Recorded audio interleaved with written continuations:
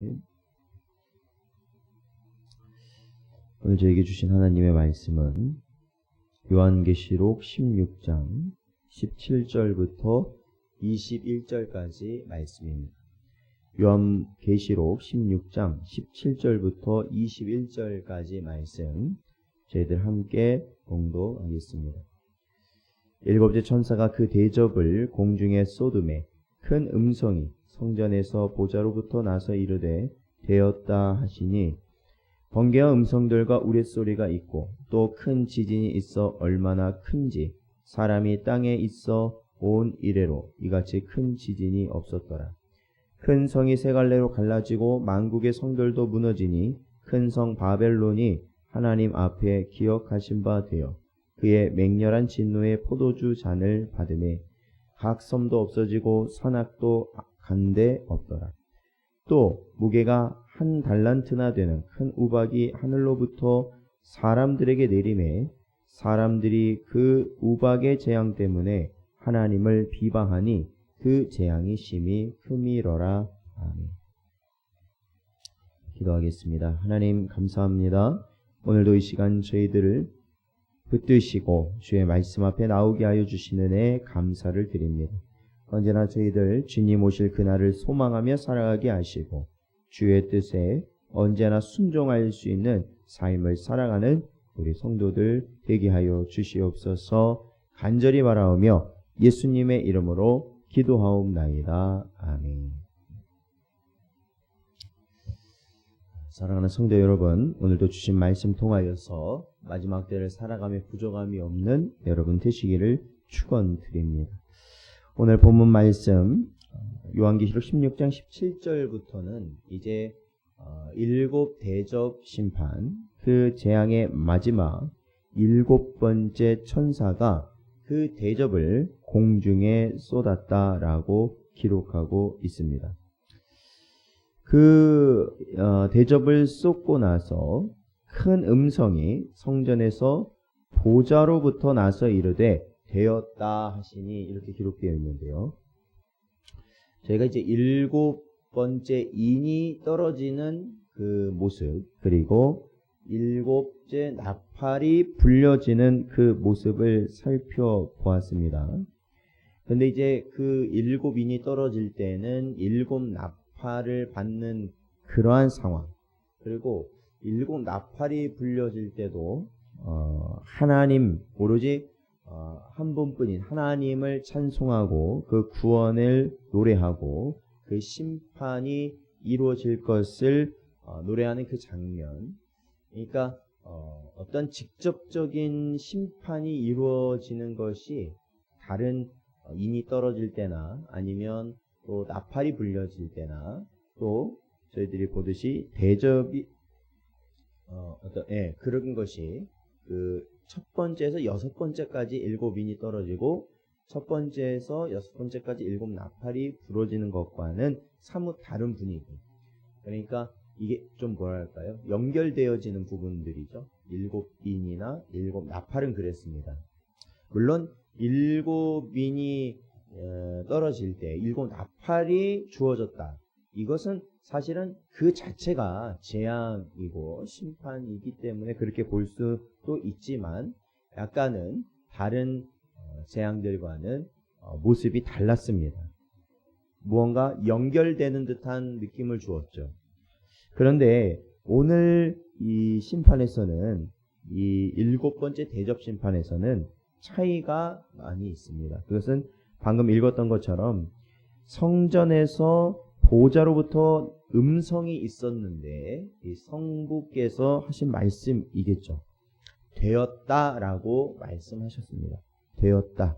그러니까 완료되었다. 그러니까 여기까지가 뭔가 끝이다 라는 의미겠죠. 마치 예수님께서 십자가에서 죽으실 때 우리의 구원을 이루심으로 예수님께서 다 이루었다라고 말씀하신 것 같은 그 구원의 완성을 이루신 것과 같은 그런 의미로 들려질 수 있는 것이죠. 그러니까 이 일곱 번째 대접 재앙이 이제는 어쨌든 보면 최종적인 하나님이 내리실 재앙이다라는 것이죠. 그래서 18절부터 이렇게 보면 어떻게 그려지고 있냐면 번개와 음성들과 우레소리가 있고 또 큰 지진이 있어 얼마나 큰지 사람이 땅에 있어 온 이래로 이같이 큰 지진이 없었다라고 기록하고 있습니다. 물론 이 일곱째 인이 떨어질 때 그리고 나팔이 불려질 때도 이러한 번개나 이러한 우레소리 그리고 지진이 일어났습니다. 그러니까 이러한 것은 사실은 하나님께서 임재하심으로, 그러니까 하나님께서 역사하신다는 것을 분명히 보여주는 것인데, 그 전까지는 그것이 물론 번개나 음성이나 우레소리 그리고 지진이, 큰 지진이 있었지만 어느 정도 그냥 그것이 국지적인, 아주 어떻게 보면 어느 지역에 국한된 좀 그런 느낌이 있었다면, 그러니까 조금은 작은 그런 느낌이 있었다면, 오늘 이 18절을 보면 여기에 나타나는 이러한 재앙들은 어떻게 보면 전 세계적인 굉장히 크게 일어나는 그러한 것을 우리가 보게 됩니다. 왜냐하면 19절에 보니까 자, 큰 성이 세 갈래로 갈라지고 만국의 성들도 무너지니 큰 성 바벨론이 하나님 앞에 기억하신 바 되어 그의 맹렬한 진노의 포도주 잔을 받았다. 그리고 20절에 보면 각 섬도 없어지고 산악도 간데 없었다라고 기록하고 있습니다. 그러니까 이 지진이 예사로운 지진이 아닌 것이죠. 전 세계적인 그러한 지진이고, 특히 여기서 보면 큰 성 바벨론이 무너지는 그러한 모습을 보여주고 있습니다. 큰 성 바벨론과 그와 동조했던, 그와 함께 했던 모든 성들이 무너진다. 이 큰 성 바벨론이라는 것은 영적으로, 이 바벨론이라는 것은 과거부터 하나님을 대적하는, 하나님의 백성을 대적하는 그러한 존재, 즉 사탄이죠. 사탄과 그의 동역자들이 멸망하게 될 것이다. 그러니까 이 세상의 모든 높은 것들, 이 세상의 모든 하나님을 대적하는 모든 것들이 무너지게 되는 순간이 바로 일곱째 대접이 공중에 부어질 때다라는 겁니다. 또한 21절에 보면 무게가 한 달란트, 그러니까 이 한 달란트라는 게 시대적으로는 다 다르지만 30kg에서 40kg 나오는 데도 있고, 또 아니면 60kg 정도 되는, 그러니까 어쨌든 몇십 킬로 되는 굉장히 무거운 이 우박이 하늘로부터 떨어졌다. 상상을 해보십시오. 이렇게 큰 우박이 떨어진다면 남아나는 게 없거든요. 가끔 뉴스에서 보면 주먹만한 우박이만 떨어져도 엄청난 피해가 일어나는데, 이 몇십 킬로가 되는 우박이 떨어진다면 어떻게 되겠습니까? 엄청나게 큰 재앙이 되겠죠. 이렇게 큰 지진에 이은 또한 우박이라는 큰 재앙은 모든 것을 초토화시키는 재앙이 될 겁니다. 그러니까 우리가 애굽에서 탈출하는 이스라엘 백성이 출애굽할 때에 하나님께서 그 애굽에 내리신 재앙 중에도 분명히 이 우박 재앙이 있었고 굉장히 큰 재난이었음을 우리는 목도하였습니다. 이러한 것은 바로 하나님께서 하시는 것입니다. 하나님께서. 어느 누구도 할 수 없는 것들이죠. 하나님께서만이 하실 수 있는 거예요. 근데 여러분, 이러한 큰 진노, 하나님께서 뭐라고 말씀하셔요? 바로 하나님이 하나님 앞에 기억하신 바 되어 그의 맹렬한 진노의 포도주 잔을 받도록 하셨다. 그러니까 이 큰 성 바벨론, 그러니까 이 사탄과 그 동조하는 세력들이 하나님께 범죄하였던 것들을 기억하시고 그들에게 진노를 하신 것이죠. 진노하신 것이에요.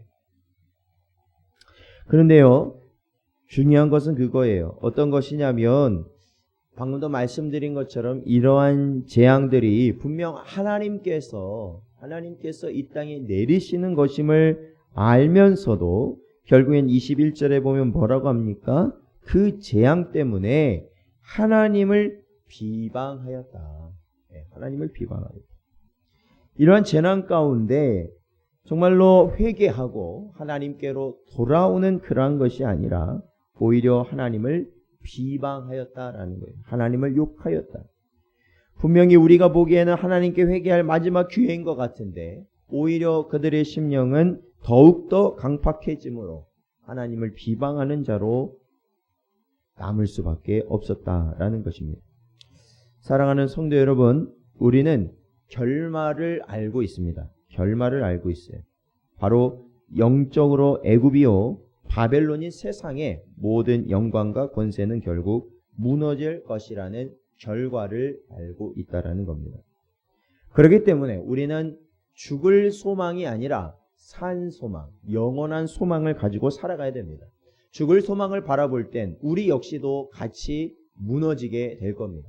낙심하고 좌절하고 염려하며 근심하겠죠. 그러나 우리에게 주신 그 산 소망을 가지고 살아갈 때, 그리고 부활하여 영원토록 하나님과 주 예수 그리스도와 살아가는 그 날을 손꼽아 기다릴 때 우리는 이 땅에서의 모든 순간을 좌절하거나 근심하는 것이 아니라 감사함으로 보낼 수 있을 것입니다. 저희가 돌아오는 주일은 맥추감사절로 저희들이 지킵니다. 그러할 때 그 감사가 어디로부터 나와야 하는가? 이 땅의 것으로부터 나와야 하는가? 아니면 하늘의 것으로부터 나와야 하는가? 우리가 남은 주말 동안 또한 이러한 마음을 잘 되새기면서 오직 하나님께서 주신 은혜로 살아가시는 여러분 되시기를 주의 이름으로 축원드립니다. 오늘도 주신 말씀 저희들 기억하면서 이 시간